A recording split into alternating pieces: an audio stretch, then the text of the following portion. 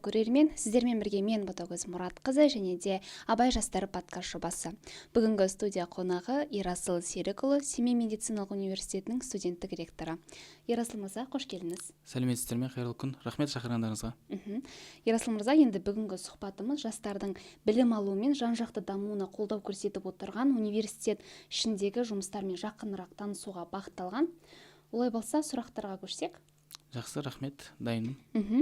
Студенттік өзін-өзі басқару жүйесінің университет өміріндегі рөлі қандай?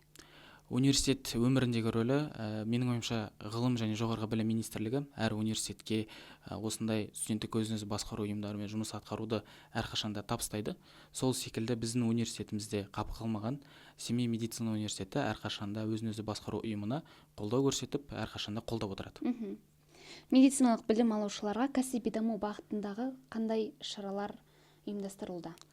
Осы жылы еңбекші мамандықтар жылы ретінде президентіміз қабылдады. Сол секілді біздің университетімізде осы қолдауды жалғастырып жатыр. Университетіміздің ішінде кәсіптік дамуға байланысты көптеген студенттерге жаңағы сұрақтар және жаңағы ақпараттар беріледі. Оның бірі біздің университетімізде студенттермен осы облысымыздың, өңіріміздің әкімшіліктермен, әкімдерімен кездесулер ұйымдастырылып отырады. Ол кездесулерде біздің жаңағы медициналық болашақ мамандарға қандай көтерме жұмыстары бар, қандай көтерме мүмкіншіліктері бар, қандай біз көмектер бере алатын барлығын түсіндіреді. Сол секілді әрқашанда осындай кәсіптік даму бағытында университет әрқашанда қолдап, қандай ақпараттар бар барлығымен таратып беріп отырады. Келесі сұрақ, университет белсенді студенттерді қолдау бағытында қандай жобалар жүзеге асырылуда? Университетімізде жалпы 4-5 бағыт жұмыс атқарады. Ол жаңағы білім, академиялық бағыт, ғылым бағыты және тәрбие бағыты бар, ұйымдастыру бағыты. Осы бағыттардың әрқайсысы жеке біздің студенттерімізбен жұмыс атқарады. Яғни университетімізге түскен талапкер өзі жолын таңдайтын болып табылады. Егер де ұйымдастыру жолын таңдайтын болса, ол жерде біздің 18 ұйымымыз бар университетімізде. Осы ұйымдармен бірге қосылып жұмыс атқарады. Егер де ғылым саласын таңдайтын болатын болса, біздің университетімізде әр жаңағы кафедраның астында үйірмелеріміз бар. Сол ғылыми үйірмелерде жұмыс атқарады. Тәрбие бөлімінде жұмыс атқаруға болады. Яғни белсенді студенттерді жаңағы қолдау мақсатында барлық мүмкіншіліктер бар. Тек қана студент таңдау керек, қай тарапта жұмыс атқарғысы келеді. Ал университеттің осы шетелдік оқу орындарымен ынтымақтастығы қандай? Студенттерге арналған алмасып оқу бойынша, бағдарламасы бойынша айтып берсеңіз. Университетіміз енді осы жерде тарихқа үңілетін болсақ, Қазақстан Республикасында медициналық университеттердің ішінде ең алғашқы шетелдік студенттерді қабылдаған университет ол біздің Семей медицина университеті болып табылады. Дәл осы дәстүр әлі күнге дейін жалғасуда. Жылда университетімізге шетелдік студенттер түседі. Олардың ең көп бөліктері жаңағы Пәкістан, Үндістан студенттері болатын болса, жақын мемлекеттерімізден де студенттер келіп оқиды. Ол біздің жаңағы Өзбекстан, Қырғызстан, жаңағы осындай мемлекеттерден келетін білім алушылар өте көп. Яғни біздің университетімізде басқа мемлекеттен келіп оқитын білім алушылар бар, және университетіміздің ішінен басқа мемлекетке барып білім алмасу жобалары атқарылып отырады. Яғни әрбір курста бізде жаңағы басқа шетелге бару мүмкіншіліктері бар. Олардың бірі біздің жаңағы Үндістан мемлекетін айта аламыз, Ресей мемлекетін айта аламыз, жаңағы Турцияға біздің студенттеріміз бара алады, сол жақта білім ала алады қосымша. Яғни осындай мүмкіншіліктер өте көп. Жылда университетіміздің ректоры Алтай Ахметқалиұлы келіссөздер жасайды. Яғни біз үшін бұл өте маңызды болып табылады. Ал 2025 жылға қандай оқу орындармен немесе қандай мемлекетпен сіздерде келіссөз жүргізілді? Осы жақында ғана атап өткендей университетіміздің ректоры Қытай мемлекетінде болды. Яғни осы жылы біз сол Қытай мемлекетінде оқу алмасуды күтіп отырмыз. Яғни осындай келіссөздер жыл сайын жасалынады. Яғни біздің алдыда айтып өткендей Үндістан, Турция, Қытай, Ресей секілді мемлекеттер алмасу жұмысы жүргізіліп отырады. Енді университет қабырғасында оқығаннан кейін тек қана білім мен тәжірибемен ғана шектеліп қана қоймай, студенттердің бос уақытында пайдалы өткізуге жағдай жасалу керек деп ойлаймын. Енді осы тұрғыда студенттердің бос уақытын тиімді пайдалану үшін мәдени немесе спорттық қандай шаралар ұйымдастырылады? Алдыда сізге және айтқандай университеттік ұйымдарымыз бар. Ол ұйымдардың ішінде жаңа қан тапсыратын донорлық ұйымнан бастайтын болсақ, еріктілермен де аяқтауға болады. Оның ішінде біздің медициналық еріктілеріміз бар. Олар алғашқы көмек көрсету бағыты бойынша жұмыс атқарады. Әдеби форматта жүретін біздің ұйымдарымыз бар. Одан бөлек жаңағы айтып өткендей спорттық секциялар жұмыс атқарады. спорттық секцияларымыздың бір ерекшелігі, біздің университетімізге Қазақстанның әртүрлі жерлерінен, өңірлерінен студенттер түседі. Ол студенттердің арасында талантты студенттер өте көп, яғни Қазақстанның чемпиондары болған, Азия чемпиондары болған студенттеріміз бар, талапкерлеріміз. Ол талапкерлерді енді университет ары қарай қолдау қажет.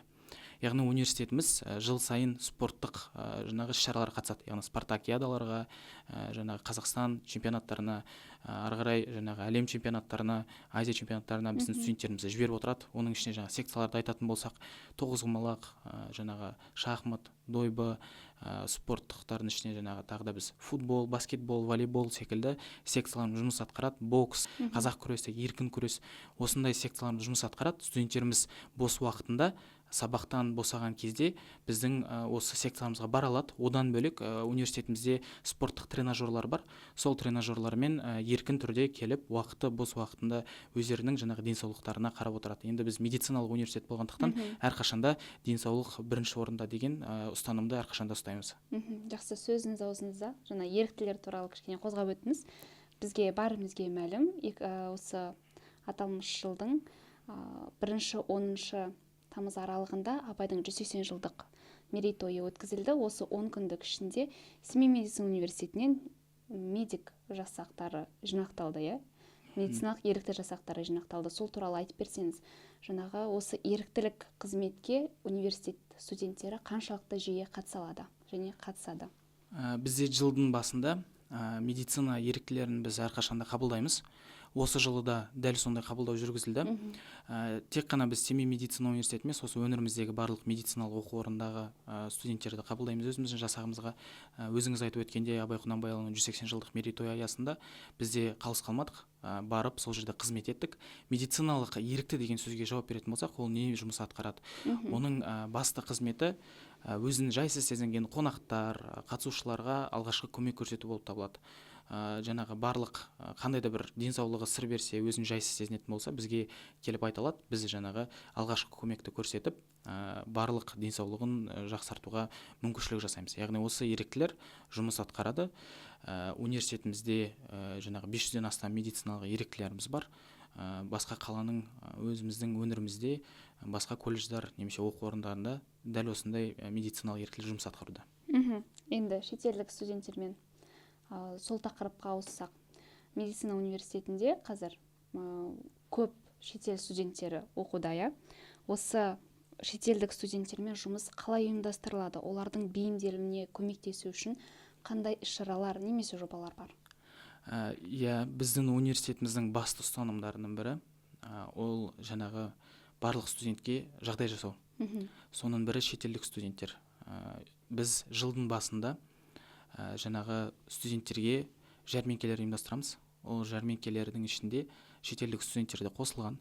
Яғни студенттік ұйымдар, ғылыми жаңағы бөліктер, спорттық секциялардың барлығы өздерінің қандай жұмыстармен айналысатынын студенттерге жаңағы таныстырады. Бізде бірінші апталық, бірінші курсқа түскен талапкерлерге адаптациялық апталық деп атаймыз. Яғни бейімделу апталығы. Осы апталықта барлық ақпараттарды береміз. Соның ішінде шетелдік студенттерді қалыс қалмаған. Біздің университетімізде шетелдік студенттік басқару ұйымы жұмыс атқарады. Ол студенттік жаңағы басқару ұйымының бір ерекшелігі, ол жерде жаңағы біздің әртүрлі мемлекеттен келген студенттеріміз соның ішінде бар. Олар бір ұйым ретінде жұмыс атқарады. Оларда кеңес бар, шетелдік студенттер кеңесі. Сол жерде олар өздерінің сұрақтарын жинап, бізге, яғни студенттік өзін басқару ұйымына әрқашанда айта алады. Студенттік ұйымнан бөлек әкімшілікке әрқашанда өздерінің сұрақтарын, өздерінің жаңағы ойлары болса әрқашанда бөлісе алады. Сондықтан біздің университетімізде ол жағы өте қатты қаралған. Яғни және айттым ғой, тарихта біз ең бірінші деп айтқандықтан, яғни осы жылдан бері ол зат қаншалықты ойланып пісіп жетілген деп айта аламын. Сондықтан біздің университетімізде шетелдік студенттерге ұйымдар жұмыс атқарады. 6 жаңағы әлеуметтік ұйымдар жұмыс атқарса, одан бөлек ғылыми бөлімдері бар және академиялық дейміз, яғни білімдерін арттыруға арналған бағыттар бар. Яғни біздің басты мақсатымыз шетелдік студенттердің осы дамуында ол әрине бейімделу болып табылады. Ол кісілер бірінші жаңағы курс болып бізге келген кезде олардың бейімделуіне өте қиыншылықтар тууы мүмкін. Сондықтан біз ол кісілерге бейімделу апталығында көп жұмыс атқарамыз. Ол кісілерге жаңағы көп түсіндірме жұмыстар атқарамыз. Семей қаласында жаңа қандай көмектер керек, қандай сұрақтар болса сұрақтарына жауап береміз. Қандай жерлер бар, барлығын толыққанды айтуға тырысамыз. Ол кісілердің дамуына, сабақтарының ары қарай жақсы оқуына мүмкіншіліктер жасаймыз. Сондықтан ол жағы өте жақсы қаралған деп айта аламын. Жақсы, рахмет. Енді 2025-2026 оқу жылына арналған, студенттерге арналған шаралар туралы айтып берсеңіз, қандай осы оқу жылына қандай шаралар ұсынасыздар? Бізде тіркелген шараларымыз бар, яғни жоспарланған. Біз әр жыл сайын келесі жылға жоспарлар құрамыз. Соның бірі әрине бірінші бейімделу апталығы, одан кейін студенттік жәрмеңке. Студенттік жәрмеңкеден кейін біз жаңағы ғылымға біраз уақыт бөлеміз, яғни ғылыми жаңағы үйірмелердің өздерінің студенттеріне жаңағы студенттерді жинау жұмыстары жүргізіледі. Одан бөлек кейін біз академиялықты бастаймыз. Сол кезде бізде олимпиадалар ұйымдастырылады. Әр кафедраның астында академиялық үйірмелер бар. Академиялық дегеніміз сол сабақты үйретеді. Яғни жоғарғы курс студенттері төменгі курс студенттеріне сабақтар жүргізеді. Яғни біз тең-теңмен деген жоба жасаймыз. Яғни peer-to-peer дейміз. Тең адам өзінің тең адамына жүргізеді деген сияқты сол бағытта жұмыс атқарамыз. Және 16 ұйымымыз жыл бойы жұмыс атқарылады. Жаңағы бейімделу апталығы дедім, жәрмеңке дедім. Одан бөлек біз жаңағы қабылдау кеші бар, студенттерімізді қабылдау кеші. Ол жерде барлығына танымал біздің жаңағы Гиппократқа ант беру рәсімі жүргізіледі ол жерде. Одан кейін жаңағы студент пати дейміз, яғни студенттерге арналған кешіміз жүргізіледі. Және өзінің жоспары бойынша жоспарланған жұмыстарымыз рет-ретімен жалғаса береді. Оның ішінде өте көп, бағанағы айтқандай донорлық қан тапсырудан бастап еріктілік жұмыспен де аяқтауымызға болады. Ғылыми конференциялар ұйымдастырамыз жоспарланған.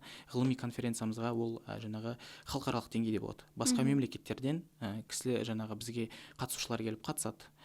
Медицина мамандығы болғандықтан бізде өте қатты көңіл бөлінген ол нәрсеге. Олимпиадалар ұйымдастырамыз және бізде олимпиадаларға барамыз. Осы сияқты жұмыстар өте көп. Әр ұйым өзінің бағыты бойынша жұмыс атқарады. Яғни өздерінде әр ұйымның өзінің жоспары бар жылдық.